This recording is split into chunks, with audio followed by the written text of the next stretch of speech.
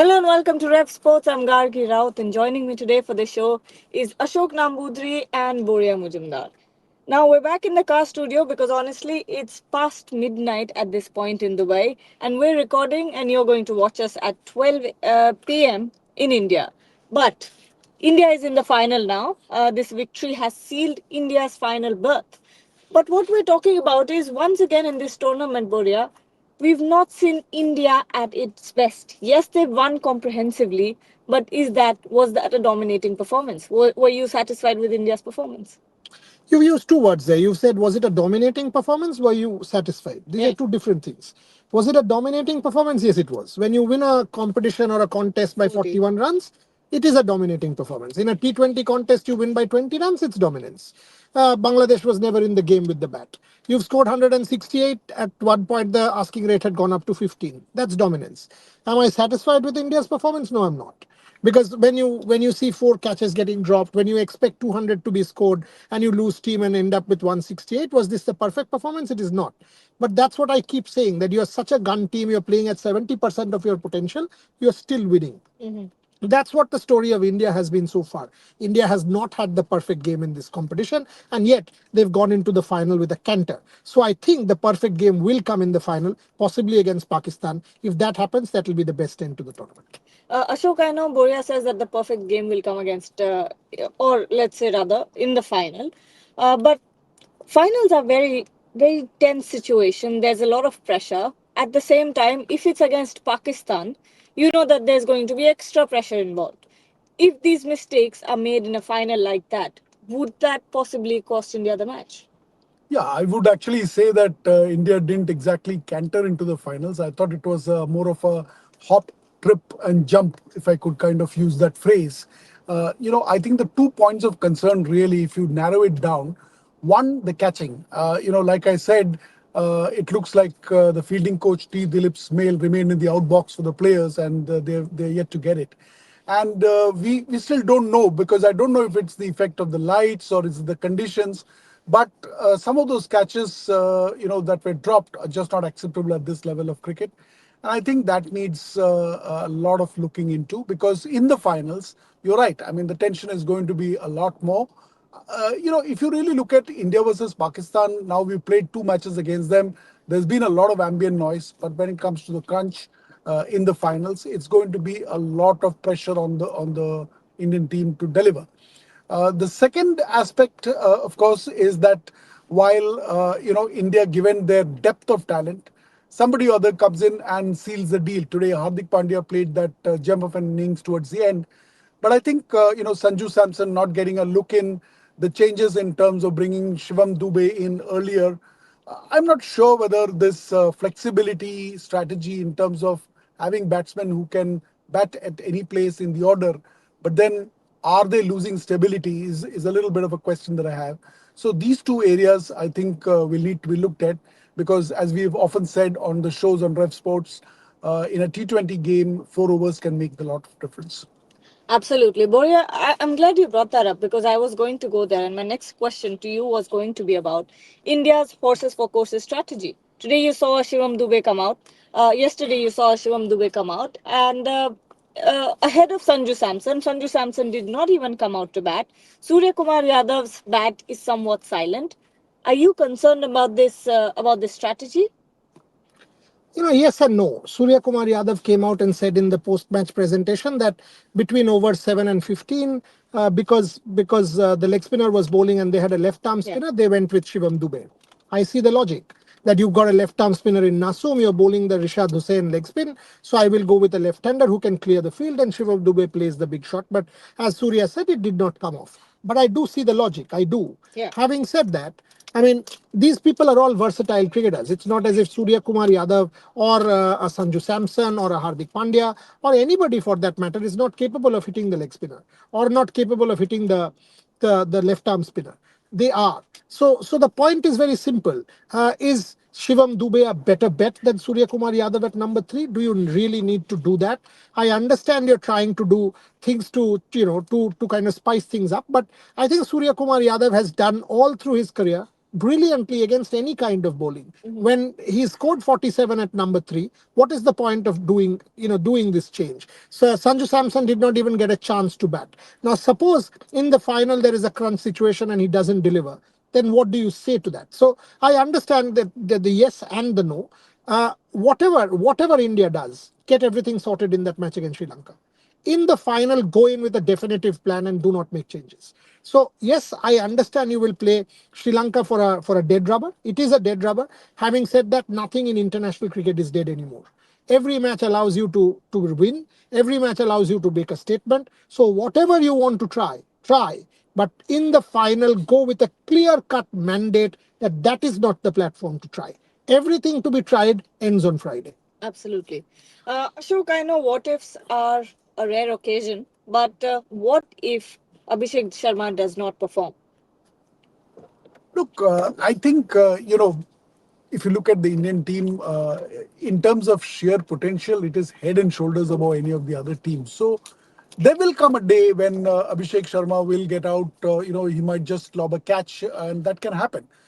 You cannot really have a team at this kind of potential resting all its faith because of one opener. That's never going to happen. So I'm sure that the rest of the batsmen, there is enough depth in the team for them to come good and make sure that India get on to a good start. Shuman Gill, I think, ever since we saw him at the nets the other day, practicing, then having that long discussion, he's looking really good, playing strokes all around the wicket and bringing that much needed stability. It's also time for some of the middle order batsmen to come good, and I'm sure that they will. I think I agree with Boria completely that the stage for experimentation is over. In the finals, they'll have to go with this single focused mindset of winning and make it a clinical execution. I want to keep the spotlight on Abhishek Sharma still because the young man is batting such that you can't stop talking about him. Now, if you look at yesterday's performance as well, 75 runs, 200 plus strike rate. How many four sixes? No, I'm wrong. Five sixes, something like that, whatever. But a lot many shots there, and some of them ending up in the second on the second floor of the stadium. Not only is he clean hitting, he's also hitting powerful strokes. We've seen that at the ICC Academy, that every time you go out there and Abhishek Sharma is practicing, you're scared for your life. Decisive. That's what it is. It is all about decisiveness. And I've said this to you guys in life as well. Own your calls. Abhishek Sharma knows he's owning the shots. Abhishek Sharma knows if he makes a mistake, he'll own that mistake. And if you see his approach against Bangladesh, it was profoundly different compared to his approach against Pakistan. He made this point in the presentation also that in the nets he doesn't want to get out because he says in the nets you hit too many shots, you can get out, but I don't want to get out in the nets because that tells me that I cannot get out in the match as well. Right. So here is a man who clearly knows what he's doing. There is a method to the madness. We've done a decoding Abhishek Sharma video as well, which you guys can see. But the fact is, the approach is different, and that is because he's totally decisive in what he's wanting to do. So if I want to play a shot, I will go 100%. The one half decisive shot that he played was in that match against Pakistan where he went into the back foot and played the tired shot. And that's when he got out. Yeah. Against Bangladesh, it was an unfortunate run out. It was not his fault at all. So Abhishek Sharma in this tournament has been absolutely decisive. That's what is standing him in great stead. It is a purple patch. This is like Tendulkar in the 2003 World Cup. This is like the Desert Storm. This is like Yuvraj Singh in the 2007 T20 World Cup when he started hitting that purple patch. 27 balls, 70 against Australia. Then six sixes against England. This guy is in that zone. I think he's a real combination. I mean, this chap is now a combination of the very best of T20 cricket over the years. Tremendous stuff. Yeah. Yes, but now I want to talk about the skipper. Ashok, are you concerned about Suryakumar Yadav with the bat? Again, I think yes and no. I think I'm not sure like I said, the changes in the batting order are doing justice to. Perhaps there is an element of a little bit of instability with regard to how they're going around it. But he doesn't seem to be really hitting that purple patch, at least in the last two matches. I think it's a matter of time before he comes good. Perhaps the finals is where he will really call the shots. What about you, Boria? Are you concerned about Surya? Yes and no. Surya again, I mean, is somebody I know him very well. When push comes, the Push kosh, comes to he's, shove, yeah. yeah, I mean, if he's under the kosh, that's what I meant. If he's under the kosh, he delivers. He's much too good. He's much too good. I mean, I know if there is a crisis, this man will put his hand up and he will deliver. When he's coming in at a time when he's coming in against Bangladesh, for example, he had some time, but he's obviously coming in at a time when Abhishek Sharma has stolen the thunder and given India the platform. In that match against Pakistan, if you remember when Shubman Gill got out in the first 3 or 4 overs, Suryakumar Yadav came out and played that 47. So the answer to that is no, I'm not really worried. Having said that, I would want him to bat three, not four. I would want him to come at three. Be definitive about that. Be decisive about that, and don't try any experimentation in the final. Absolutely. Ashok, when it comes to the bowling, Kuldeep Yadav picking up a few wickets there. Bumrah looking good, better than what we've seen in the tournament so far. What did you think of the overall performance? Oh, I think it was lovely to see Bumrah back at his champion self. I think those two wickets that he took, especially the first one where he removed the opener, and then ending up with 4 overs, 2 wickets, and an average of 4.5. I think he's back in form. Looks good for the finals. Kuldeep was good as well. I think Varun Chakravarti took a little bit of a beating today. But overall, I think whether it's the bowling performance or the batting performance, India in terms of potential looks really solid. What I like about this India is Yeah. the fact that they've not peaked. This is not a team that is No, peaked. not at all. And so anyone who is saying that the law of averages and all that, this is not a team that is playing peak cricket. So it's fine. They know they have to improve. They know this is not their perfect game. Yeah. The perfect game will come in the final. And trust me, after what is going on around us, there is enough and more incentive for India to bring out the day game in the final. Now that you bring that up, let's talk about it. Yesterday, when we came out of that of the match, and we were, You and I both said it was AI generated. It was not AI it was generated. not It was AI. Cristiano in February. I mean, when I It's an saw it, old video. yeah, it was in February when Yeah. Cristiano scored that brace in February. But the point is, when I saw it, I couldn't believe it. That's No, but when we know the context of how precisely, the context of why Mohsin Naqvi is posting that. We know exactly, what it is incitement. 100%. It's much more than that. It is disgraceful. It is. Ashok, how do I even get to this? I mean, I don't know You what. don't have the words to sort of, speak your mind on what it, I mean, even I don't know what to say. I think it is purely juvenile stuff. But also think about it from another angle. I was thinking that for a mind who when the tournament is at this stage, at the business end of the tournament, when your own team there are question marks being raised, you have the bandwidth to sit and cull out this video and then put this out there. What exactly are you thinking? I mean, are you even thinking for the betterment of the tournament? Are you thinking about the credibility of the tournament, or are you just making a fool of yourself in the process? You said juvenile. I mean, I would want to call it juvenile, but when I think that the home minister of a country is putting this out, and every member of the youth will follow this. You've seen a 16-year-old footballer do it. Tomorrow, a 14-year-old will do it. A 17-year-old will do it. A 20-year-old will do it because they know that this is the thing to do. Because this guy is the Interior Affairs Minister. He's a man of eminence. He's a man of power. He's a man of money. He's a man of means. He's a man of authority. So if this man is doing it, so I will do it. I'll follow him. Now imagine what you're doing to the edifice of a country. आप उसको खोखला कर रहे हो. I mean, the fact of the matter is you're ruining your own youth. You are destroying a whole generation. Are you going to take responsibility for it? No, you won't, because it won't matter to you. You will be fine. The people, the common man will be the sufferer.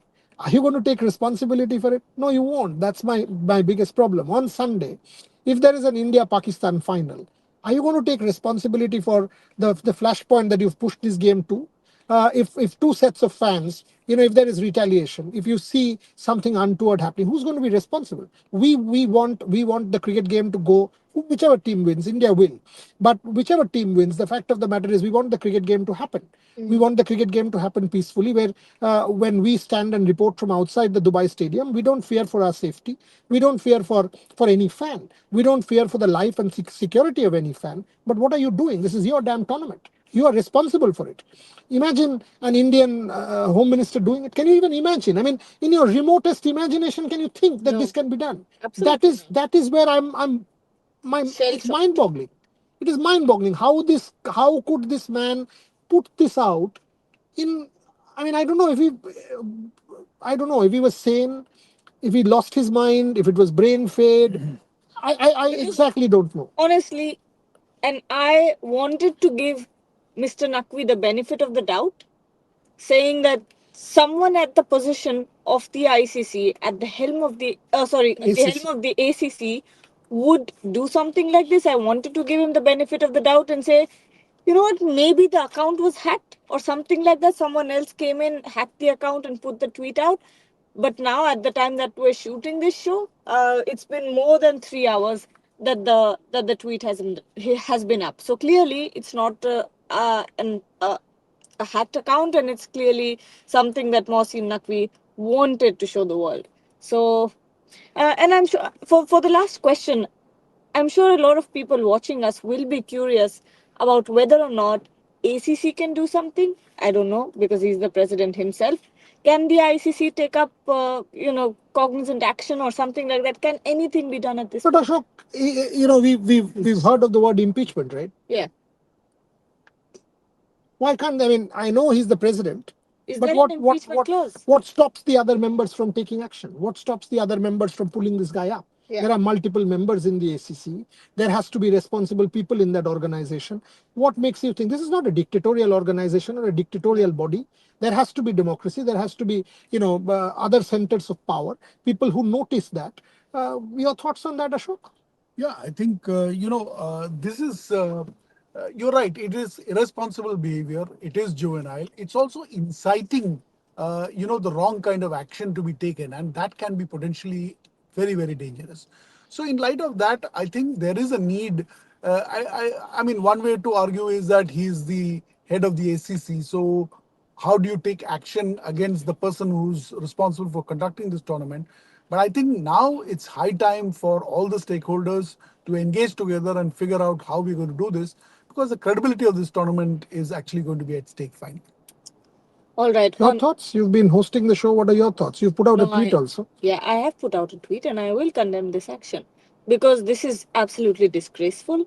Mohsin Naqvi, as the president of the ACC, has a responsibility. He has a voice that is heard, and he has to set an example, and he's clearly set the wrong one, which makes the people of Pakistan, the players, and everyone, now we know where the messaging is coming from. When Haris Rauf went out and did that, when Sahib Zada Farhan went out and did that celebration, we know where the signaling or the directions were coming from.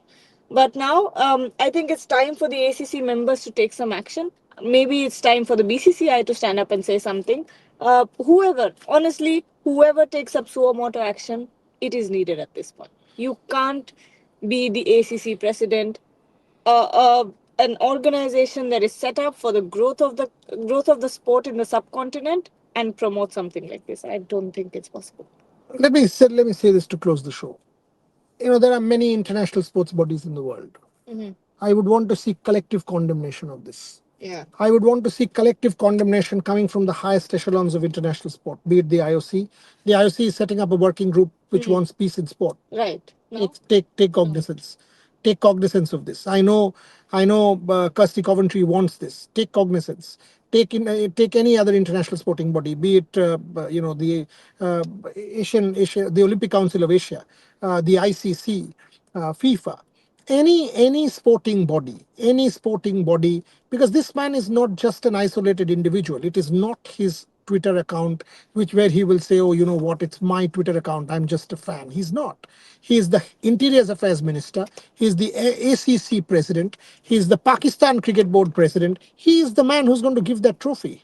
He is the man who's going to give that trophy on Sunday to whoever wins. Now imagine this is the same man who's going to give that trophy. He is the man in power, the position, the authority, whatever you want to call it. I want to see collective condemnation of this. The problem is it will not happen in Pakistan. These people are gullible.